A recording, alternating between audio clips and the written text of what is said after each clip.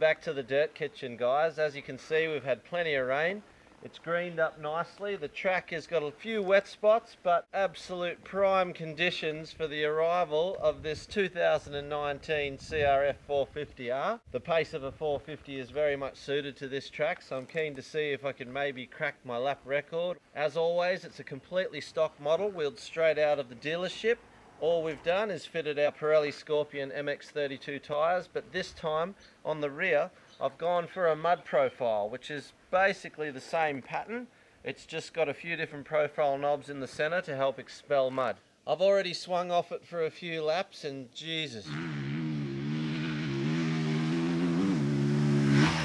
Our special guest this episode really needs no introduction. He's one of Australia's most recognised motocross identities, representing Australia 3 times at the MX of Nations, and more recently you'll recognise his commentary in major Australian events like Super X, Endurocross and rounds of the MX Nationals. But I'm really looking forward to see what Lee Hogan can do in the Dirt Kitchen. Let's see if anyone's going to uncork the quad here. Cooper Webb just nails it. How about Milipoto? There he goes. What a massive leap here at AusX Open. Welcome to the Dirt Kitchen, mate. I think a lot of people are excited to see you ride here. What do you reckon?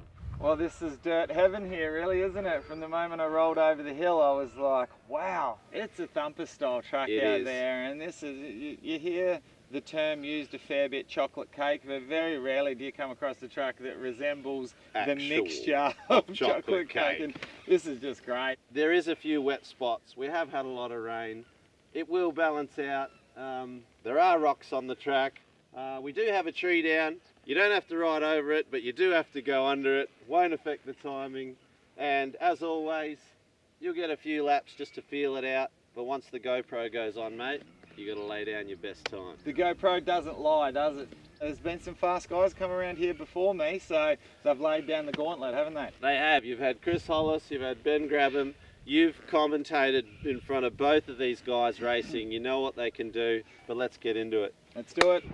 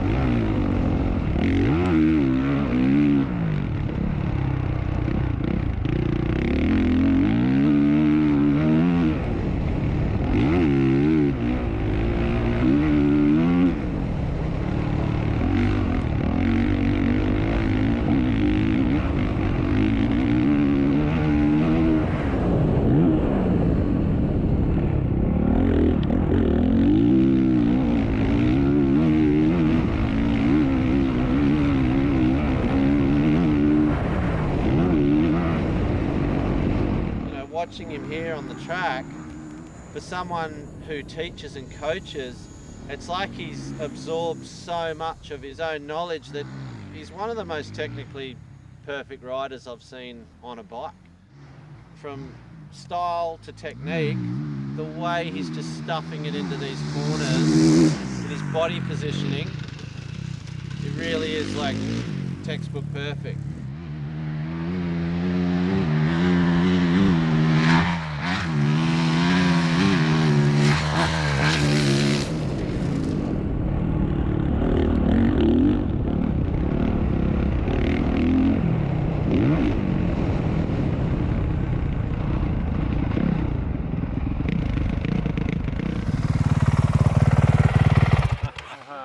Holy shit, mate, that looked fast.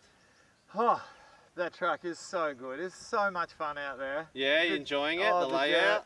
The dirt's so good, and the way you've set the track up, it's kind of like half motocross and technical, and then you've got this little corner section where you've got to be on the ball or you can lose so much time. So you feel like it really is a good neutral testing ground between motocross and enduro. I think it is, yeah. Yep. Thankfully for me, up against very fast off-road boys that will be giving me a butt whipping if there wasn't some of the technical jumpy stuff, like this double over here, being able to launch that and try to get some different lines going on. Pace, it's good. I can see the motocrosser in you, the pace that you're holding into the ramps, like you're casing the suspension almost, you're carrying that corner speed and casing those up ramps, and I've not seen anyone sail as far off that big jump you've done there. This bike though, 450, like it was kind of intimidating for me not having ridden one in a long time. Yeah. I haven't tested or ridden a CRF450 since, it must have been 2012, 13, about that area when I was still working for the magazines.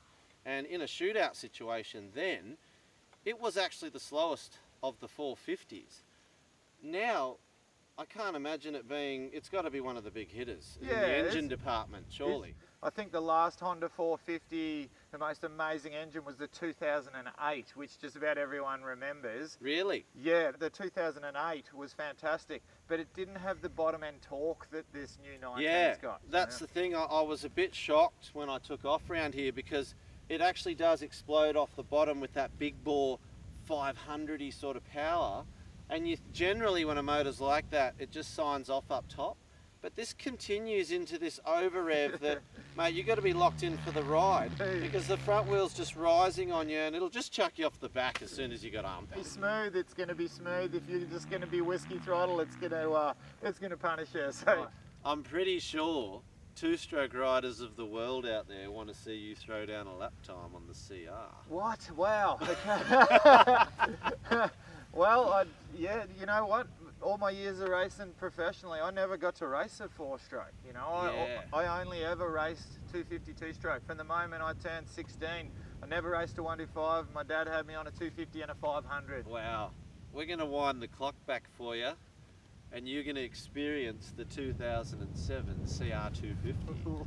Life on the 07. And if that 450 didn't give you any arm pump, then I suspect that this thing will. The entire Motology Films subscriber base is depending on you to pull a fast lap time on this thing. Okay.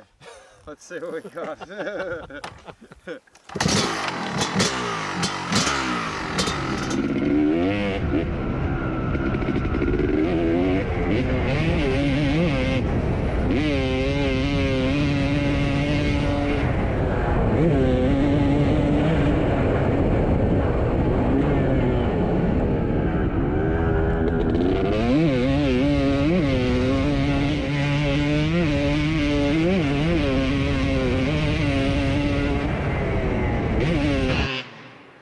Just listen to that thing.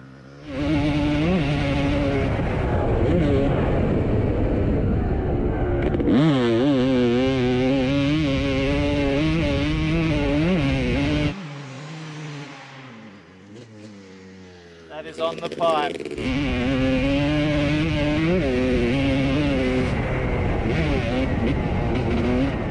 It's a tricky thing to switch between a 450 and a 250 back to back, because all of a sudden with the two-stroke, you have absolutely no engine braking. Chop the throttle on the 450 and it anchors into the corners.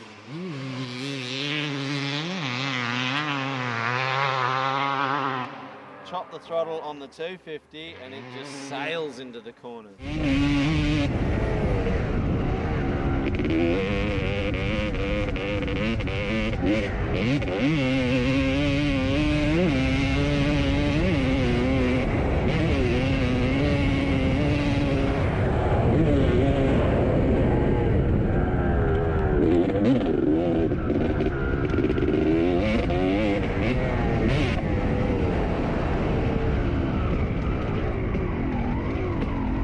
It doesn't feel that old though, does it? It feels really quite nice and modern. They switched this off at the pinnacle of their development, really, like that frame. Yeah. The frame works. It does, This yeah. was one of their best aluminium frames they had all those years to get it right, to get it rideable. I don't know if it's because of its age, but it's almost got a little bit of floaty sort of enduro like bike. an old Valiant type wallow going on. Floaty sort of enduro bike feel about it. But comfortable, you can just blast through anything. I haven't heard the noise like this come from a motorbike for such a long time. Yeah, just to have one of these things on the pipe, there's not many motorcycle experiences that compare to it, is there? Great, it's fantastic. Yeah, just feeling it, just pulling. There's one last thing I think we have to do. I'm not even going to try and challenge you in a moto because I know how that's going to end. You're just going to check out. However, we should do a little cat and mouse. I'll ride the 250. Good. Okay. You give me a couple of bike lengths head start. Okay. And see how long it takes you to blow me off. Good luck, my friend. I'll be giving it all I've got. Do it.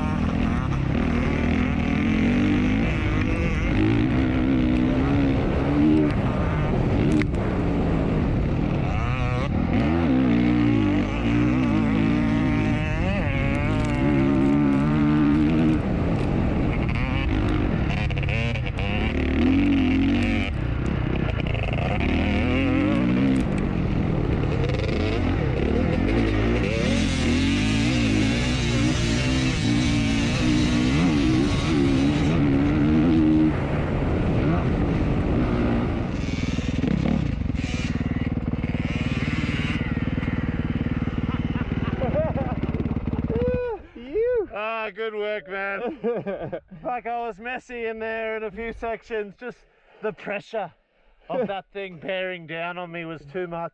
Well, when you have a look at the footage, you'll see that I was all over the shop as well. Man, I nearly went down a couple of times. That was classic. Good. You filled me in so bad a couple of times. You wore a bit of roost? That impressed me today, that bike, that 252 stroke.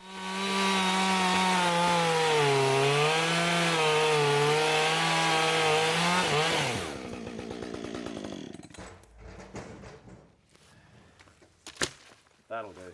So, Hoax, you're basically team manager of the Australian Honda Junior Motocross team, director of BCP Coaching, which is your own business.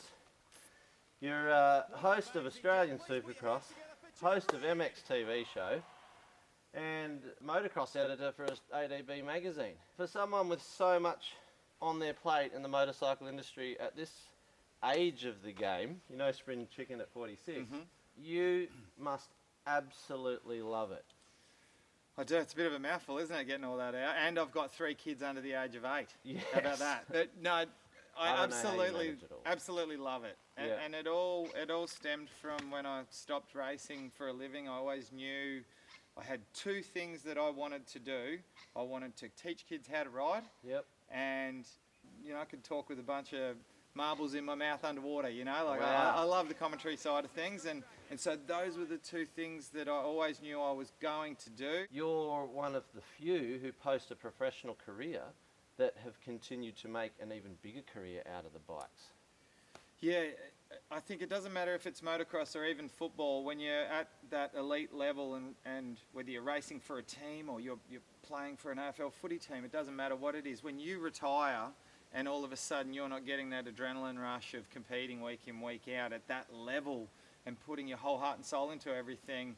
There's an adaptation period of, you know, trying to figure out where you want to go in life. And as we see a lot of the time with a lot of elite athletes, they have a bit of a struggle with that. And I think it's really important to have a game plan so that you've got somewhere that you want to go into. And let's face it, with motocross, we don't have a massive amount of things that we can step straight into. Not just motocross, motorsport, whether it be off-road, desert, whatever. You know, like, it really is quite difficult to make your mark and set yourself up. And I've been so blessed. I thank my lucky stars every day I've been able to put back in, because I just love the sport more than anything.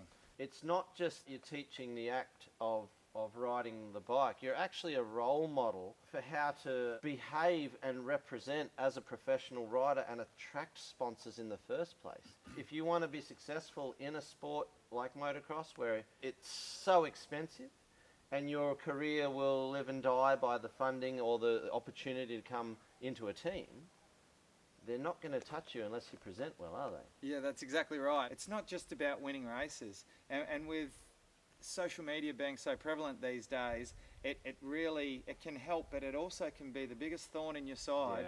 And just being really mindful of what you put up. And there's a lot of lessons to be learnt out there, and being a good ambassador for your sponsor. It's not just about going and getting that checkered flag and winning races, because I'm sure we could all name a lot of examples where gun riders have been shifted to the side because they don't represent their sponsors well. It doesn't matter how fast you are if you're shooting your mouth off online. Look at that. Oh, mate. We're on. Good. I'm just making sure that you're okay with that level of cuisine. There's certain things in life that I find have changed now that I'm a dad. Things like jumping out of a plane, or like I love skydiving. I don't want to do that anymore. You don't need to do it. Don't need to do that anymore. Diving. I used to go diving a lot with my dad when he was alive. I don't want to do it anymore. I don't want to get eaten by a shark because I've got kids. It doesn't seem to affect me quite as much on the motorbike. Not racing. If I'm lining up and I'm with 30 other people on a start line, that's like hopping in the water with the sharks or jumping out of the airplane. It is. It's not all in your hands. There's other factors to be brought into consideration.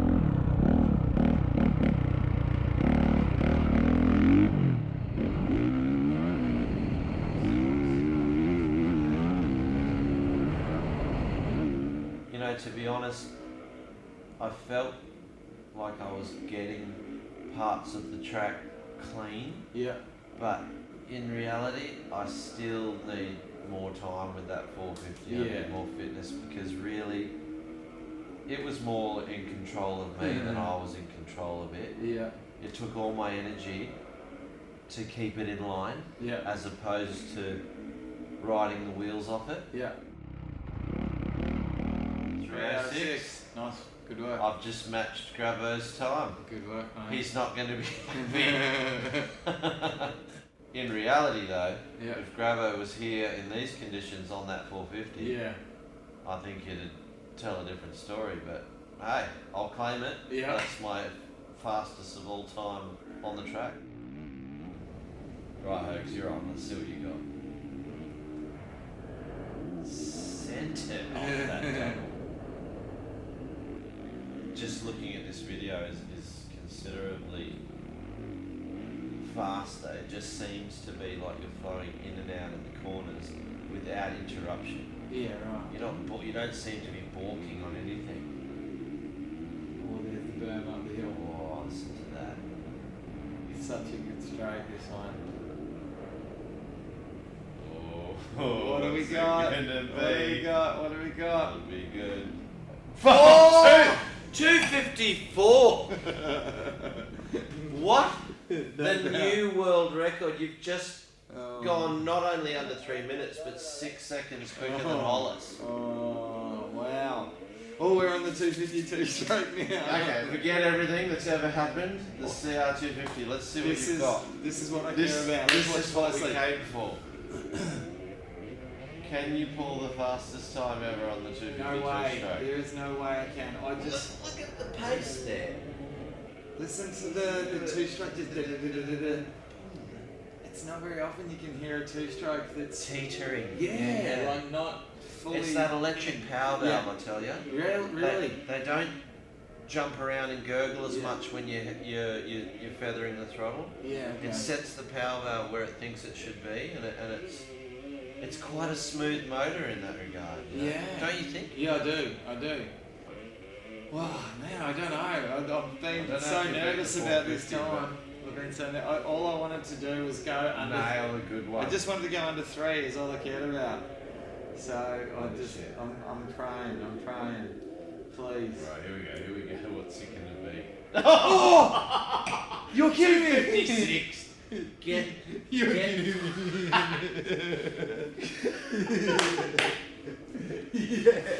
Yes. I just don't know what else to say about it, but holy shit. There is life in the old dog yet. Both the bike and you. Oh yeah, I'm so happy.